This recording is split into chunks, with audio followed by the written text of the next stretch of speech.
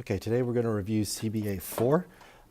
As you are following along on your test booklet, make sure to look for information that you missed, misunderstandings you may have had. The goal here is to try to correct anything that you had that was not accurate on the first test. Make sure that you fill out your correction sheet as you go along. That way you can get some credit back and bring up your test grade. Please do it for only the questions that you missed. So let's look at number one. The set designer for a play painted some background scenery on a large piece of plywood. He used a 13-foot long pole to hold the piece of plywood upright as shown in the diagram below. What is H, the total height in feet of the plywood? So the piece of plywood is this entire length. The pole is 13 feet. This makes a right triangle. So when we see that 90-degree angle, we see a right triangle. We should be setting up our Pythagorean theorem. 13 is the longest side. That's going to be side C. This side and this side of the triangle are our legs. So we would label one side A and one side B. So when I set this up, I'm going to put in the information that I know into the formula. Side A is 5. We don't know side B. Side C is 13. We square it. 5 squared is 25. We don't know B squared. 13 squared is 169. Then we are solving for B. So I'm going to subtract 25 from both sides. 169 minus 25 is 144. And then I take the square root. And that tells me side B is 12. Now, that means that's the distance from the ground to this point right here. It's this side of the triangle. There's an additional 2 feet up here at the top that they give us. So the piece of plywood is going to be 12 plus 2, which is 14. If you put 12, you missed that piece of information at the top. So when you grid it in, you need to make sure that it was gridded in as 14. This is the piece of information that I think most people missed. Okay? Let's move on to number 2. As you go through this, guys, feel free to pause anytime you need to work out some information or write anything down. Replay it if you need to. Number 2 starts with the statement. When 3 squares are joined at their vertices to form a right triangle, the combined area of the 2 smaller squares is the same as the area of the largest square. Combined means that we add. Same means equal. So that means the 2 smaller squares equal the largest square. But the key here, guys, is it is the area. Okay? Area is base times height. When we think of it in terms of Pythagorean theorem, that's A squared, or B squared, or C squared. So how we know it's an area is if there is an exponent of 2 that's already been squared. That's why we call it A squared, B squared, C squared. It's already given us the size of the square. If there's no exponent, that's just the length of one side. So what we need to know is which of these does not make a right triangle. Which of these, when we do A squared plus B squared, does it not equal C squared? So a lot of these, simple math. This is 3 squared. That means the area is 9. 4 squared means it's 16. Well, 9 plus 16 equals 25, so that one's true. Down here, we need 5 squared, 12 squared, and 13 squared. Well, 5 squared is 25, 12 squared is 144, 13 squared is 169. So if I do 25 plus 144, it equals 169. I know we're good. Down here, 6 squared, that's 36. So these two are already squared, so 36 plus 64 equals 100. I know I'm good there. Now, I've got one more to do. I need to check them all. Don't check out early. 9 squared is 81. 21 squared, I had to grab a calculator because I cannot do that one in my head. That's 441. So the question is, does 81 plus 144 equal 441? Now that's pretty obvious that it doesn't. I'm going to go ahead and just take 2 seconds to add those together. This is 225. So when I add those two together, it does not equal. So that means H is the correct answer here. It does not support this statement. Capital letters like that, pay very careful attention to that on any test. Okay, number 3, translations. It was translated 2 units to the right, that's addition. 3 units down, that's subtraction. Which rule describes the translation? So 2 units to the right means x plus 2. I'm going to add 2 to my x coordinate. 3 units down means y minus 3. So when I come down here, I'm looking for x plus 2, y minus 3. Okay? It just slides over. Number 4, another translation. Okay? So E, F, G, H is translated to do E prime, F prime, G prime, and H prime. Which one describes the transformation? I'm going to pick one point. It doesn't matter which point. I'm going to pick point H. I need to figure out how did it move. Well, it goes from here to the left 1, 2, 3, 4. That's minus 4. And then it goes up 1, 2, 3. That is plus 3. So that means it is x minus 4 and y plus 3.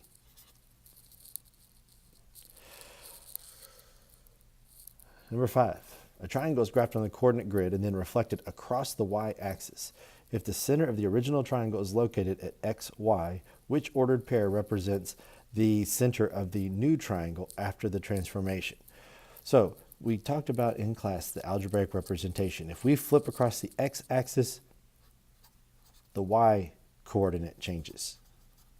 And if we flip across the y-axis, the x-coordinate changes. So this one's going across the y-axis, so that means my x-coordinate is going to change, so that means it should be C. Okay? A is no change at all. B is the y-coordinate changing, which is a reflection over the x-axis. D, when they both change, that's actually a rotation of 180 degrees. This is why these algebraic representations are so important to know. Number 6, pentagon ABCDE is rotated 180 degrees clockwise around the origin. So here's the origin. It is rotating from quadrant 1 to quadrant 3 to form pentagon A prime, B prime, C prime, D prime, E prime. Which statement is true? Pentagon ABCDE is congruent. What does congruent mean? It means the same. In a rotation, the shape doesn't change. So the important thing to remember here is congruent transformations are the ones where the shape does not change size. That is a translation, a reflection, and a rotation. Now that we've done dilations, we know dilations make the shape bigger or smaller. So A is true. Now, B, the sum of the angle measures of the pentagon is 180 degrees more than the sum of the angle measures of the pentagon in ABCDE? No. When I rotate it, I'm rotating the exact same shape to a new spot, so the angles don't get any bigger. C says the side lengths is 2 times the corresponding. No, that's a dilation. This is a dilation. D says each side is half. That's another dilation. Okay? So congruent, translation, reflection, rotation. They are all congruent transformations. Number 7, the coordinate grid shows triangle ABC. The triangle is rotated 90 degrees counterclockwise. Okay, so it goes from quadrant 1 to quadrant 2. Which rule describes this transformation? So to help this out, let's pick a point. Don't pick point A because it's 1 and 1. It's the same coordinate for x and y. So I'm going to pick point B. I'm going to count 1, 2, 3, and up 1. So that's positive 3, positive 1. B prime then, to get to B prime, I'm going to go to the left 1, which is a negative 1, and then I'm going to go up 1, 2, 3. So when I'm looking at these coordinates, I'm trying to see what happened here. X and Y switched places. So that means my X coordinate became the second coordinate, my Y coordinate became the first. And what happened to the Y coordinate? It went from positive to negative. So that means I changed the sign on Y. So that means I'm going to select answer choice D. That's all we need to do when we have the graph, guys. If you have trouble remembering the algebraic rule for the rotation, pick a point in both figures and then see what happened to those two coordinates. X and Y flipped, the Y coordinate changed signs. Remember, pause if you need to. Rewatch videos if you need to. This is here to help you understand. Number 8, point M is located at 4, 6 on a coordinate plane. So I'm going to graph that point. 1, 2, 3, 4, 1, 2, 3, 4, 5, 6. Point M is translated 8 units to the left. 1, 2, 3, 4, 5, 6, 7, 8. 9 units down. 1, 2, 3, 4, 5, 6, 7, 8, 9. Which measurement is closest to the distance between point M and M prime? So we have a translation in this one, but for me to figure out this distance here, M to M prime, I'm going to have to use Pythagorean theorem. Okay, because this is now a right triangle. So a squared plus b squared equals c squared. One of these is side A, one of these is side B. This has to be side C because it's opposite from my right angle. Now I just need to figure out how long these sides are. 1, 2, 3, 4, 5, 6, 7, 8, 9. 1, 2, 3, 4, 5, 6, 7, 8. So 9 squared plus 8 squared needs to equal c squared. That's 81.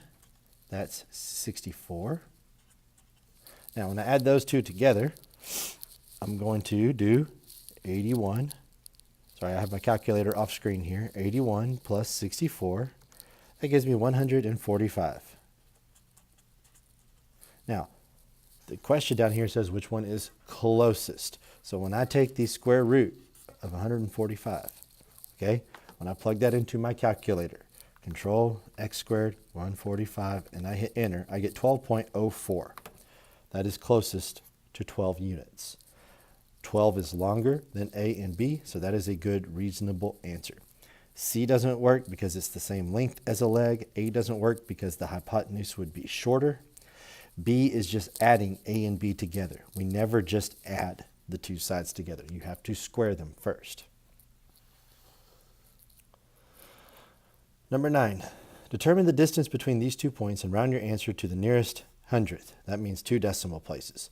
Remember to plot the points to start. Well, so let's graph it. -1, +2, +2, -4. So we want the distance here. I'm going to create my right triangle.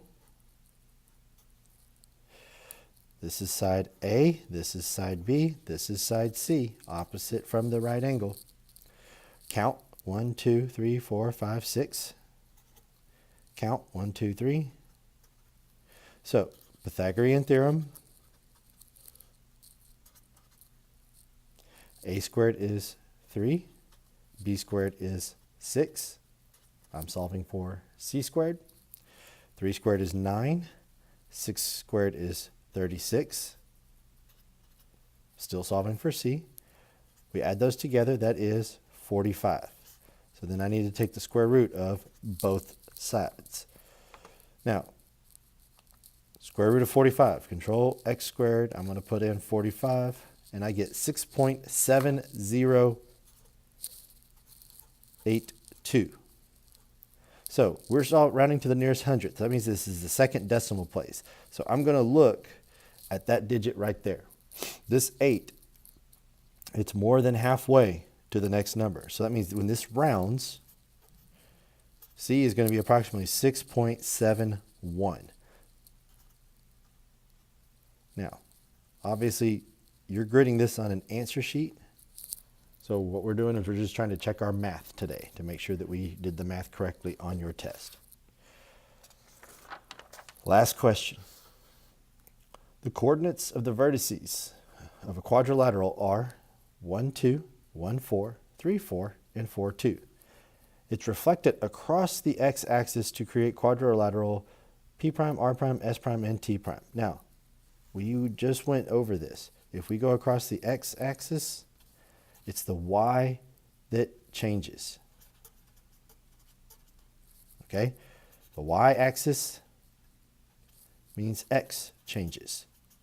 On a reflection, the opposite coordinate changes from the axis that we reflect over. So, reflect across the x-axis, that means the y-coordinate is going to change. So all that means is xy is going to become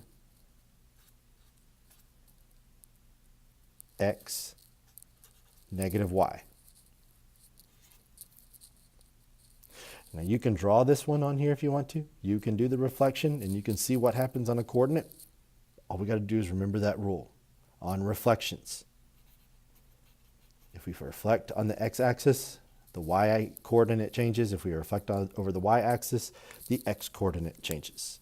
Make sure that you correct any problems that you've missed on a separate sheet of paper on the correct answer form, and then turn those into me before you leave today to get credit for your corrections.